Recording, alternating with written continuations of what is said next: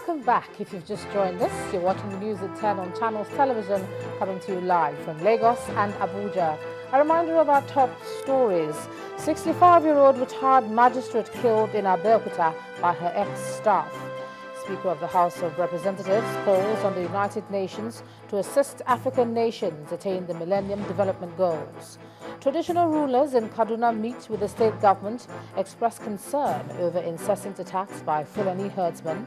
And President Barack Obama warns Russia against causing more tension in Ukraine, demands withdrawal of Russian troops.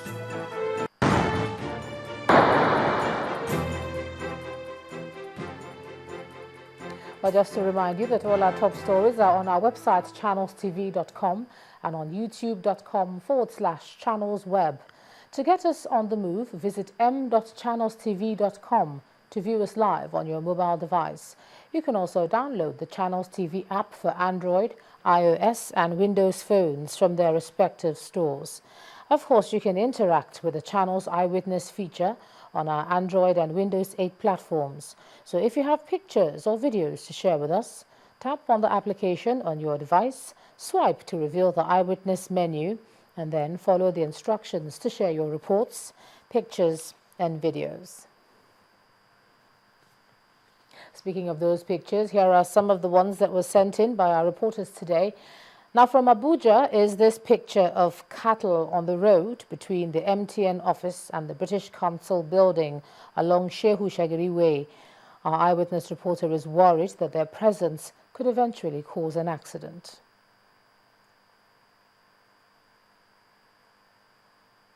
And from Calabar is this car accident along Marian Road, suspected to be the Cameroon consulate car.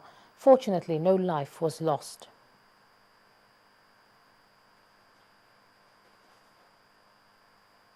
And in Edo State, students of the University of Benin are undergoing clearance, and this eyewitness reporter says it doesn't look coordinated. Finally is this picture taken by our eyewitness reporter along Badagry-Owode border area. He says it looks like the security agencies are neglecting their duties. Well, thanks a lot for sending in your pictures. We move over to Abuja now. Here's Linda Akigbe. Linda. Thank you, Joma, and welcome to the nation's capital. The Federal High Court in Abuja has declined to halt moves by the People's Democratic Party, PDP, to declare vacant the seats of all the 51 lawmakers that defected to the All Progressive Congress, APC. Justice Ahmed Mohammed delivered the judgment after he dismissed a fresh motion by the APC lawmakers asking the High Court to suspend its verdict indefinitely and await the outcome of a referral application they filed before the appeal court in Abuja.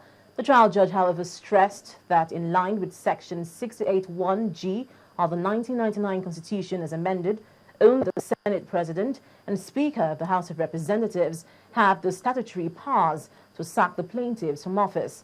The lawmakers had insisted that in view of Section 2952 of the Constitution, the High Court ought to allow the appellate court to give a clearer interpretation of Section 681G of the Constitution, which borders on the issue of defection. Dismissing the application as unmeritorious, Justice Mohammed accused the lawmakers of deliberately attempting to arrest his judgment 6 months after the hearing was concluded on the matter. The national conference may have kicked off in earnest, but its composition still remains a subject of controversy. This time, the Inter-Party Advisory Council of Nigeria, IPAC, has criticized the situation where only 5 political parties are represented at the conference out of the 25 registered parties in the country. At a meeting in Abuja, the council also said the inclusion of men and women above 70 years of age as delegates may defeat the intended purpose of the conference. The inclusion of men and women above 70 years with analog qualification can never succeed in mapping out the future of Nigerians and Nigerians. That is why the National Conference has become National Sleeping Conference, as we can see.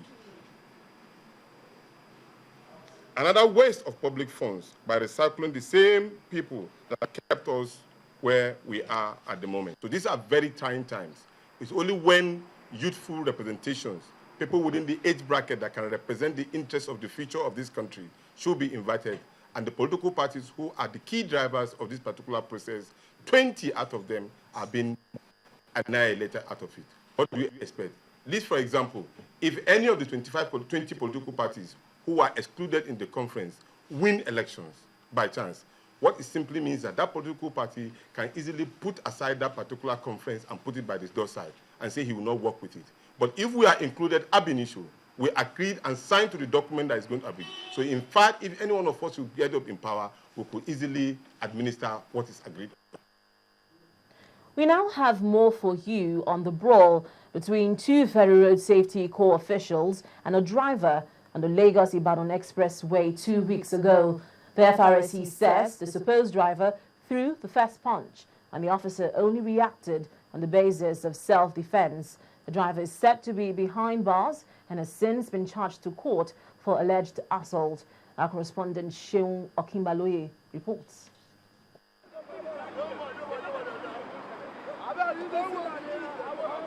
Two weeks ago, this brazen scuffle occurred between two Federal Road Safety Corps officials and this man that they claim is a driver. The repercussion of the brawl was not pleasant. The FRC official directly involved landed in the hospital, while this man is currently behind bars and has since been charged to court for assaulting an officer in uniform. Since Channels Television aired the story which happened on the Lagos-Ibadan Expressway, the FRC has been reacting to the incident. The commandant of the FRC in Lagos, Mr. Chidi Nkwonta, showed us a video shot which revealed the initial fisticuffs between the men and the fact that the supposed driver threw the first punch. The officer did all he had to do, because you could see from the clip, which I have given you now, that the officer wasn't fighting him initially. Even when he held his uniform, the officer didn't fight back. It was passers-by that were how can you arrest an officer like that? How can you hold his uniform? It was when he started throwing punches, okay, that the officer had to fight back. At the point that he had injured the officer himself, you saw his face. This face would never ever get back to normal. So what I'm trying to say is that, yes, whether you're an officer or a civilian, you're entitled to self-defense. And the bid to get the driver in question to speak to us, we discover he's in police custody, and the case is now with the Ogun State Police Command. And when Channels Television visited, it was the state PRO who spoke with us instead. The driver beat up road safety official. About 3 of them on duty in the Ojodu area of the state, and they were assaulted by a driver. And the DPO Ojodu arrested them. The CP ordered that the matter be transferred to CCID Elewen Abeokuta. We have 2 suspects in that case, and these 2 suspects will be charged to court. The relationship between the men in uniform and citizens has always been that of cat and mouse. And this is an opportunity to tell to warn Nigerians, especially Lagosians. Last month, February, I had 14 assault cases. The spate of assault is increasing because our people are not armed. The assault is increasing everywhere. People are resisting arrest for no reason. This road safety was created by law. It was created with the mandate of the people. We are working for the people. We have noticed that when, as a law enforcement agent, when you're trying to enforce the law, we have some deviants in our society that we always want to tackle you. We always want to challenge you and go to the extent of even assaulting you, even while on uniform. It's an absurdity. The supposed driver has been charged to court, while the FRC official is still nursing wounds. The scars left on the driver's face too may not disappear anytime soon. But beyond all of these, there is a need for mutual respect for us to achieve sanity on our roads.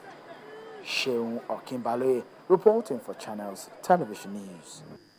The unfortunate killing of a 300-level Nigerian student at the University of Cape Coast, Ghana, has once again drawn attention to the maltreatment of Nigerians abroad. But the late Godwin Ayogu is not the latest victim of such incident. 4 other Nigerian students have also been killed in varying circumstances in different institutions in Ghana. The Chairman, House Committee on Nigerians in Diaspora, Abike Dabiri, urged the government to employ every diplomatic avenue to bring the perpetrators to book and prevent this from becoming a recurring fate of our youths who study abroad. Well, for the cases of Nigerian students that have died in Ghana, the Committee on Diaspora was in Ghana, and we must commend the embassy. The embassy has done their best in this situation. But we need the Nigerian government, Nigeria as the nation, needs to support what they are doing. 4 children have died. They've done their best, ensuring justice is done. But for the last case, we just told that they released whoever it was, the Ghanaian police released whoever it was that they claimed could have committed the offense. But the thing is, as a nation, we must rise up and say no to these things. Ghana is our next door neighbor. We're supposed to be brothers. We're supposed to be close. So I expect even the President of the Federal Republic of Nigeria to get up and call his colleague in Ghana and say, hey, what's going on? I know that we have our issues, which is the cases of our students going in particular to Ghana. 80% of those in private schools in Ghana are Nigerians. And these schools are actually being set up targeting Nigerian students. They'll tell you you're paying maybe $1,200. At the end of the day, by the time you calculate what you pay for accommodation, tuition, and then there's some identification you need to pay for every year, you're actually spending more than you can imagine. And if you know how much we're spending sending these children to Ghana, it's enormous as a nation. So really something to deal with. The federal government has appealed to the officials of the United Nations Industrial Organization for the creation of green industries in the country.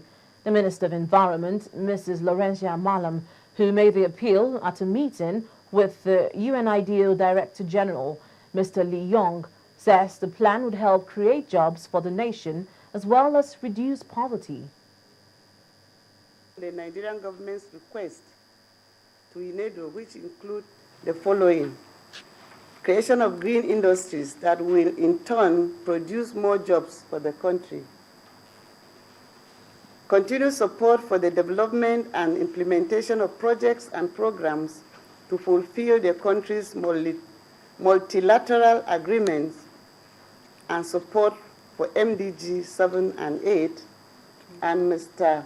President's transformation agenda programs, which the government will appreciate your continued support, particularly in the above-mentioned areas, as it will add value to his transformation agenda of this present administration. And that's all from Abuja. Back to you, Ijoma. Well, thanks a lot, Linda, from the Federal Capital City, Abuja.